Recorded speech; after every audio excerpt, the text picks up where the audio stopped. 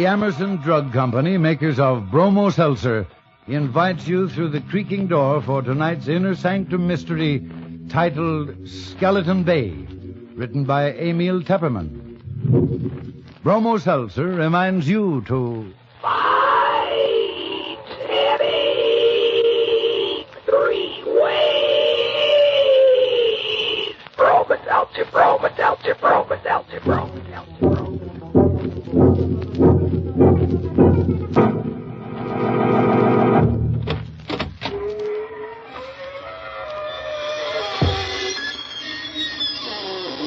Good evening, friends of the creaking door.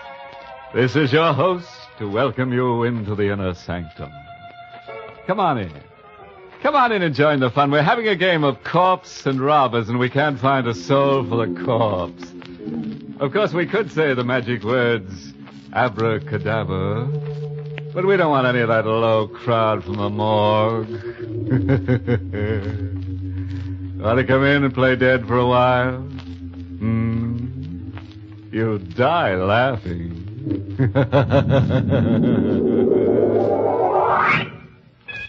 And now for our excursion into the Erie. Our little trip to Skeleton Bay. Our story opens at a swanky hotel with private cabins, situated on a storm-swept, rock-bound coast. The story itself is all about, you guessed it, murder. And here is Carola Winters to give us a blow-by-blow description. I'll tell you first about the night I met Michael Barrett. It was in August at Skeleton Bay. I'd come to the hotel supposedly for a rest. That was what I kept telling myself, but in reality, I didn't know why I had come here. Skeleton Bay. I'd seen the name in an ad months ago. And since then, it kept hammering at the inside of my brain. It was like the voice of implacable fate, commanding.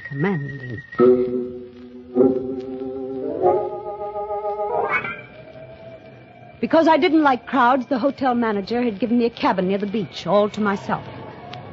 It was the middle of the night, but I couldn't sleep. The wind came in from the ocean, howling like a hungry beast across the shoals. And the pounding of the surf mingled with the angry, baffled growl of the sea. I sat at the window in the dark, staring out at the beach. I was restless, excited. It was then that I saw the signal. It was just a winking little light a few yards away on the beach. Someone was blinking a flashlight, on and off, on and off. I was able to make out the figure of a man in boots and a leather jacket. He was signaling toward the hotel. But to whom? I had the answer in a moment. A man moved past my window, going down toward the light. He had his collar turned up against the wind and his hat brim pulled low. But I knew who it was. Mr. Field, a small, furtive man who had come up on the train with me. The two men met. Barely a stone's throw away from my window, I could hardly see them huddled closely together. This was excitement, mystery, intrigue, the stimulation I wanted and needed. I had to know what was going on. I threw on a raincoat and opened the cabin door. The wind swept my hair in a streamer, and a salt spray stung my face as I hurried down to the beach. My blood began to race and my heart to pound, for those two men were not engaged in any conference. They were locked in struggle. It was a deadly, silent struggle with only a grunt now and then. And I saw the flashing gleam of a knife, but I couldn't tell who had the weapon, the tall man in the leather jacket or the furtive Mr. Field. And then I saw the blade plunge home into the throat of the furtive Mr. Field. I felt a sudden surge of wild elation. This was murder. I had witnessed a murder. The tall man let the body of Mr. Field slide down to the sand. Then he looked up and saw me. He stood there with the bloody knife in his hand, and we looked at each other. Who are you? I'm Carola Winter. I have this cabin here, number 5. You saw me kill him? Yes, I saw you. What are you going to do about it? I'm going to help you dispose of the body. He told me his name was Michael Barrett. He lived on the opposite side of the bay, in a house high up on the cliff. It won't be so easy to get rid of the body. If I had the boat, I could take him out and drop him over, but it's too rough tonight. If there was some place to hide him for a day, I could come across in the boat tomorrow night. You can hide him in the closet in my cabin. Nobody will look there.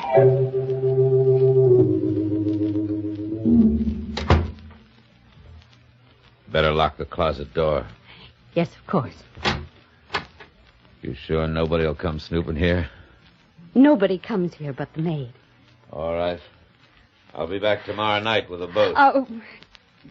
Did you pick up the knife? Yeah. I got it here in my pocket. Oh. Well, I guess that's all. Good night, Carla. Good night, Michael.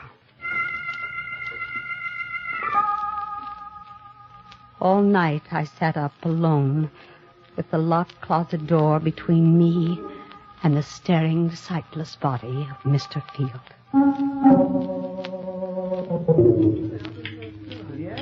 At breakfast the next morning, they had already discovered the disappearance of Mr. Field. Yes, and the maid says his bed wasn't slept in at all. I think he could have committed suicide in the ocean. Well, he was such a sneaky little man. Of course, he may just have gone for an all-night hike, but in such weather, I hurried through my breakfast, listening to the gossip all around me. Now, in broad daylight, I could hardly believe that the thing had really happened last night. And you know, the hotel manager thinks it might be murder. I heard him phoning for the police. The police? I hadn't counted on that. Wait, anything wrong, young lady? You look sick. I do feel a bit dizzy. I think I'll get some fresh air. Oh, dear, poor girl. It must be quite a shock to her. She came up on the train with Mr. Field. Out in the open air, I let the wind cool my fevered face as I hurried down toward the beach. It was only 9:30 in the morning, a whole day and a whole evening before Michael could come for the body. And the police would be around all day, investigating, snooping. And all the time, Mr. Field would be sitting in my closet, staring blankly out of his sightless eyes. When I reached my cabin, I put my hand on the doorknob, and suddenly I went cold all over. The door was unlocked. I stood as still as a statue, listening. Yes, there was someone inside, someone moving around. If only I had my handbag. I had a pistol in it that I always carried for protection, but it was inside on the dresser. So slowly, I pressed the door open. A half inch, an inch, and the door creaked. That you, Miss Winter? The maid. It was only the maid, of course.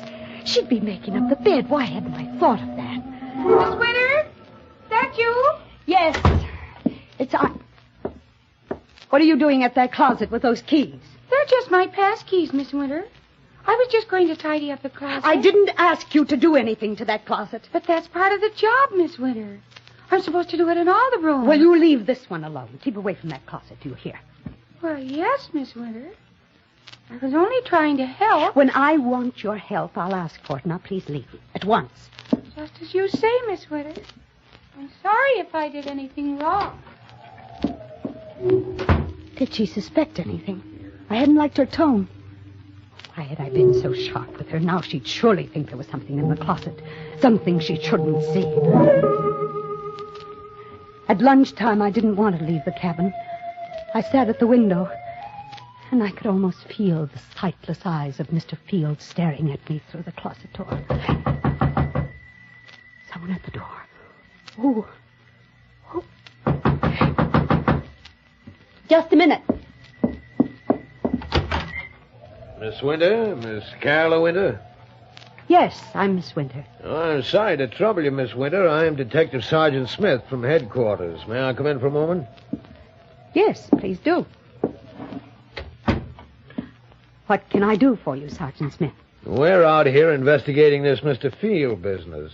He hasn't turned up yet. Oh, well, I'm sure he will in time. Well, I wish I could be so sure, Miss Winter. What do you mean? We've gone through his room, found some mighty queer things. Queer things?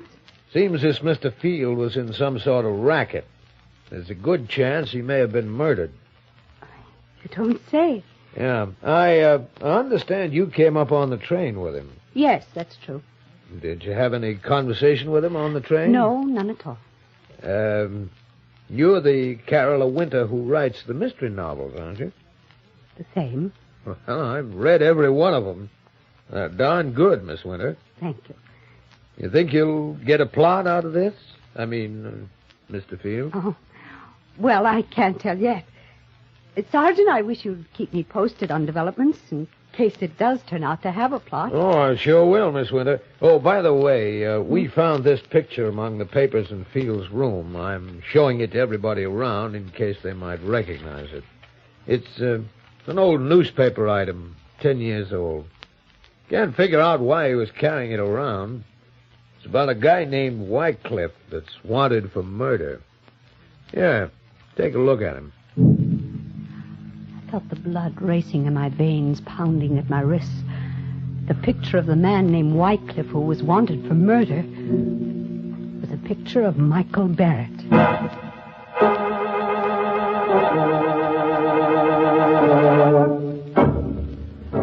Bromo Seltzer, famous for fast headache help, is bringing you Inner Sanctum. Broma Seltzer, Broma Seltzer, Broma Seltzer, Broma Seltzer, Broma Seltzer, Broma Seltzer, Broma Seltzer.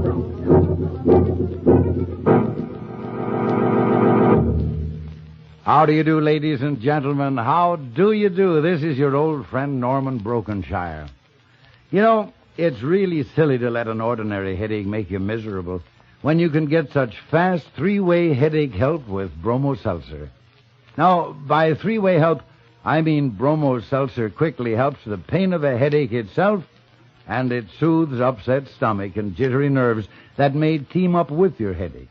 And what a pleasant help it is, for Bromo Seltzer fizzes instantly. So sparkling, so refreshing to take. You can't ask any more of a headache product than that, can you? Fast, pleasant, three-way help for your headache. That's Bromo Seltzer. Try Bromo Seltzer on this guarantee. You must be satisfied or your money back. Need I say more? Just go to any drugstore, fountain, or counter and ask for Broma Seltzer, Broma Seltzer, Broma Seltzer, Broma Seltzer, Broma Seltzer, Broma Seltzer, Broma Seltzer.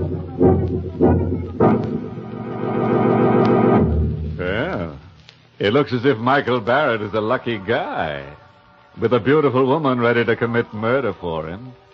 But what'll he do when she runs out of victims and begins looking at him with a calculating eye? Oh, by the way, you don't have to worry about our eerie spirits bothering you anymore. Now, I've made a resolution that ghosts will not be allowed out of their graves after dark. Unless, of course, they have a pass to leave the ground. Now, let's get back to the rock-bound coast of Skeleton Bay and see how Carola entertains the grisly guest in her closet. I don't remember now how I got rid of that Detective Smith. I told him I had never seen the man in the picture and sent him away. The day was interminable. From my window, I could see the guests moving about the beach, but none of them went in swimming. The weather was too rough. And I wondered if Michael would be able to bring the boat over tonight. If not, how much longer could I sit guard over Mr. Field in the closet? Now and then I'd see Detective Smith poking around on the beach. And then, without warning, he was standing over the very spot where Michael had stabbed Mr. Field. I watched him bend down and examine something. Was there blood there? Did Smith know that was the murder spot? I saw him frown. Then he stood up and walked quickly away. I had to know what it was he had seen there. Swiftly, I slipped on a coat and went out. I started toward the spot on the beach. Going somewhere, Miss Winter? Oh, it's you, Detective. Going anywhere in particular? Why, no. I was just going up to the hotel for dinner. It's almost dinner time, you know. Well, fine. I'll walk up with you, if you don't mind. Not at all. Can I help you?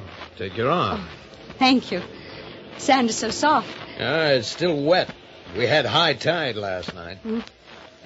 Miss Winter. Yes? Are you a sound sleeper? Why do you ask? Well, I just thought maybe you might have heard something last night, like a fight or something. A fight?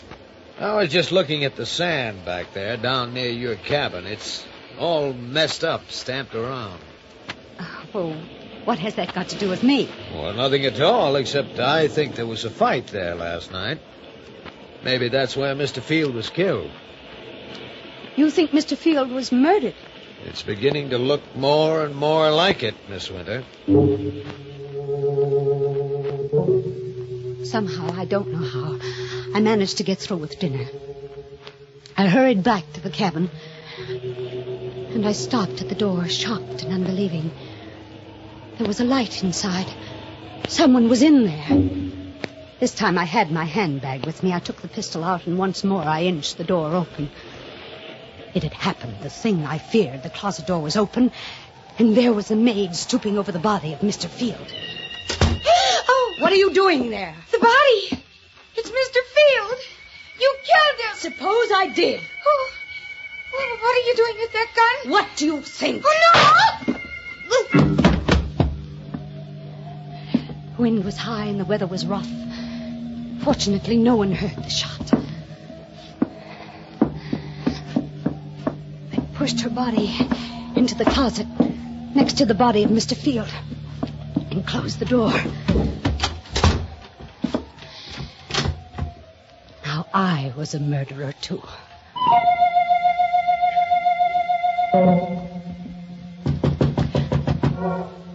Who is it? Let me in, Carol, quick. Yes. Michael, I thought you weren't coming. It's been a dreadful day. What happened? Come here and I'll show you. Is he still in there? See for yourself. A woman? Who is she? The maid. She opened the closet while I was out. You killed her? Yes, Michael, I had to. There are detectives at the hotel looking for Mr. Field. I suppose if I was smart, I'd kill you, too. And there'd be no one to talk. Yes, Michael, that would be smart. Go ahead, kill me. If you can.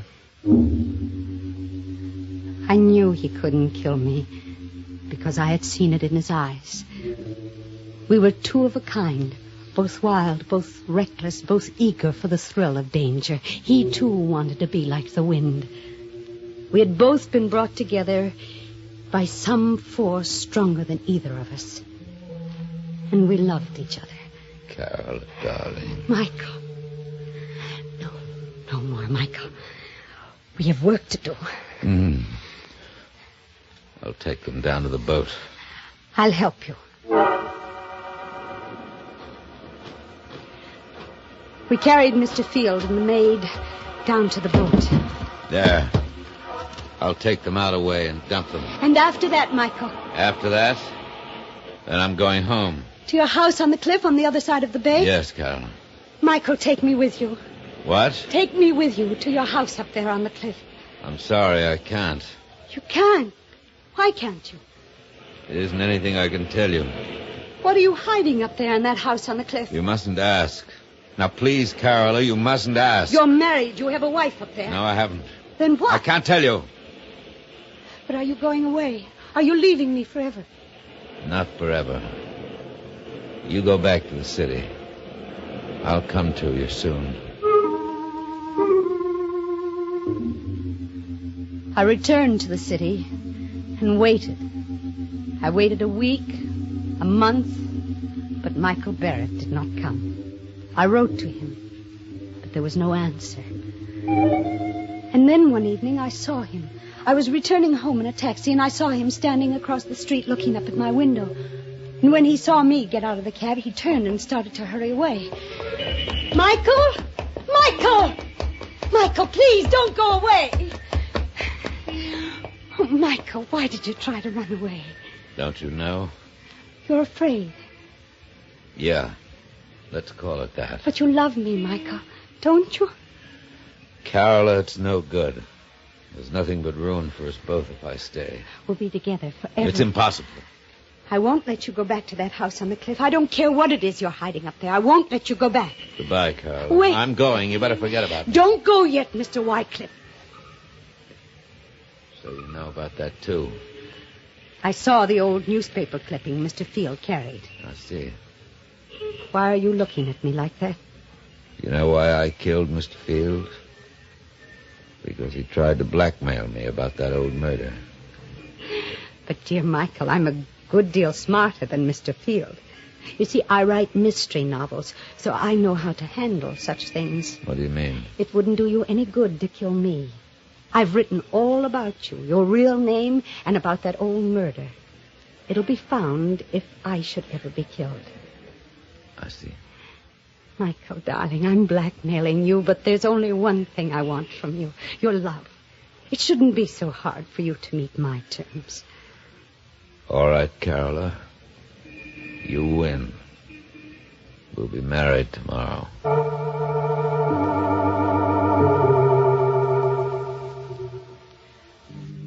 Soon after we were married, Michael began going out evenings, once, sometimes twice a week, and staying out all night. He'd return late the next day. When I asked where he had been, his temper would flare up into something terrible. I stopped asking, but I couldn't rest. I had to know where he went. One evening, I followed him. He boarded a train for Skeleton Bay.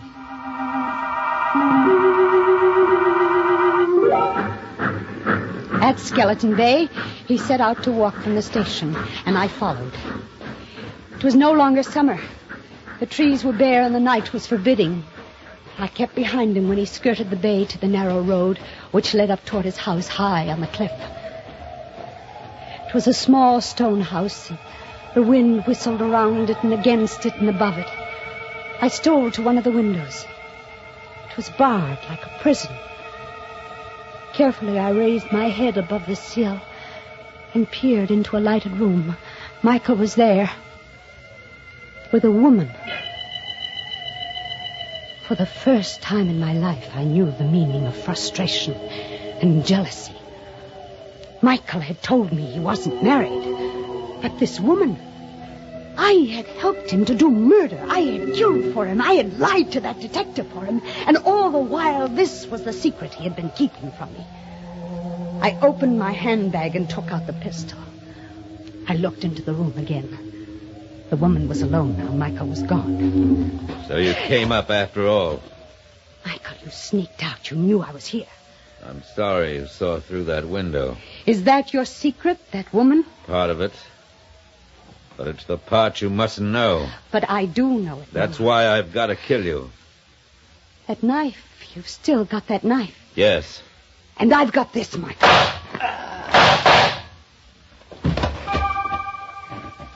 He fell at my feet, and I looked down and watched him die. And now I knew why I had really come to Skeleton Bay that first day. It was for this. To kill Michael Barrett. So he's dead at last. You've killed him. You, the woman in that house, you saw me kill him. Yes, I saw you. What are you going to do about it? Help you dispose of the body. Of course. Help me dispose of the body? Those were the very words I had said to Michael Barrett down there on the beach. And now this woman was saying them to me. Who are you? I'm Lisbeth Wycliffe. I'm Michael's sister. His sister? And you want to help me dispose of the body? You see the bars on those windows? Yes. I have been a prisoner in this house for 10 years. What? Michael killed the man I was going to marry 10 years ago. He murdered him. But this house, this prison... Michael brought me here. He kept me prisoner because he knew if I got free, I'd tell the world he was a murderer. Then that's the secret. The secret he wouldn't even tell me.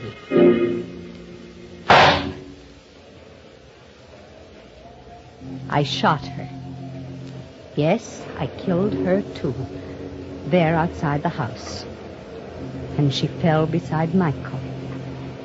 And I rolled both bodies over the cliff, down into the sea.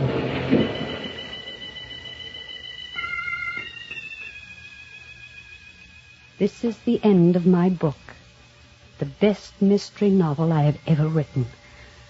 I know that in writing it, I deliver myself into the hands of the law. But I can't stop. I can't help myself.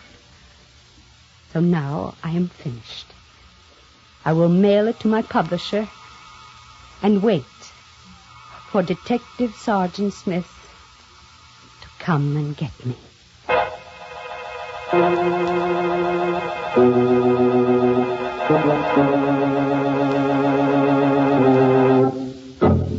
It looks as if Carola's mystery novel will earn a lot of money after she's executed. But I'd say it's tainted money. Why tainted? Because she'll be dead and a ghost can't own money, so taint hers. You know, Carola would have been better off if she'd remembered that the pen is mightier than the sword. Because the sword is leading her right back to the pen anyhow.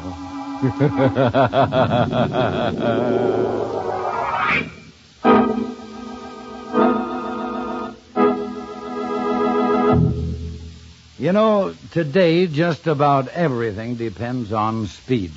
Now you take headache products. Bromo Seltzer is famous for giving speedy relief from headaches. But that's not all. Bromo Seltzer gives you three-way headache help. First, it quickly fights the pain of the headache itself. Then it soothes the upset stomach and jumpy nerves that may come with a headache. And Bromo Seltzer is even fast to fix. Just put a teaspoonful in a glass, add water, watch how it fizzes in a split second. So sparkling and refreshing to take. So fast in helping your headache all three ways. But don't just take my word for it, neighbors. Next time you get a headache, try Bromo Seltzer yourself. You'll find where others fail, Bromo Seltzer works. Caution, use only as directed, and of course, if a headache persists or recurs, see your doctor. Get a bottle of Bromo Seltzer for home use and keep another bottle where you work. It's on sale at all drugstores. Fight headache three ways. Bromo Seltzer, Bromo Seltzer, Bromo Seltzer, Bromo Seltzer.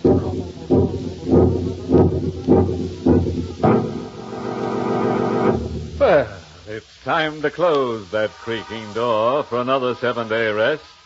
Until next week at this time, when Bromo Seltzer brings you another Inner Sanctum Mystery. In tonight's story, Charlotte Holland played Carola, with Martin Gable as Michael. The music was by Lou White, and the entire production was directed by Hyman Brown. By the way, this month's Inner Sanctum Mystery novel is The End Is Known by Jeffrey Hall. Next week, we're pinning up a fearful portrait called The Deadly Face. It's all about a curious character who has the picture of death painted all over his puss. So if you're around this time next week when we hang him up in our gallery, you'll hear how he tries to frame a couple of folks in pine. Until next Monday, then. Good night. Pleasant dreams.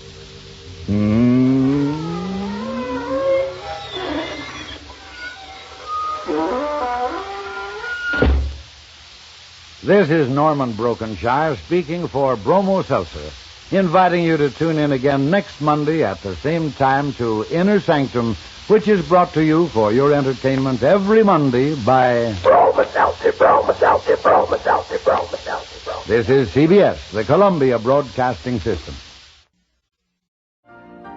You've been listening to the OTR Gold Network. Find more classic radio at otrgold.com.